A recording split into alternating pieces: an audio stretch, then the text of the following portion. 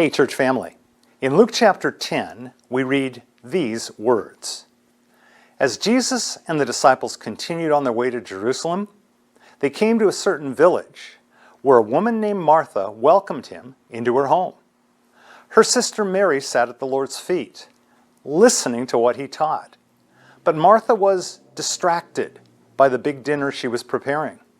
She came to Jesus and said, "Lord, doesn't it seem unfair to you that my sister just sits here while I do all the work? Tell her to come and help me." But the Lord said to her, "My dear Martha, you're worried and upset over all these details. There's only one thing worth being concerned about. Mary has discovered it, and it will not be taken away from her." I think one of the hardest things in the world today is being still. Our culture glorifies busyness. Our self-worth and importance are often tied up in how busy we are and how much we're able to accomplish in the time that we've got. In the story of Martha and Mary, Jesus again made it clear that if we're too busy to spend time with him, then we're too busy.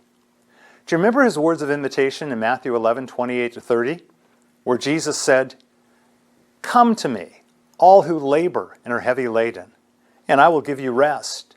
Take my yoke upon you and learn from me, for I'm gentle and lowly in heart, and you'll find rest for your souls. For my yoke is easy and my burden is light." The command to rest was so important, then God included it among the 10 commandments that he gave to Moses when he met with him on Mount Sinai. And I think the reason it was included was because even way back then, God knew we would struggle to slow down. Read through the creation account in Genesis and you'll see that even God himself chose to rest one day in the week. I pray we'd realize that time spent being still and listening at the feet of Jesus isn't time wasted.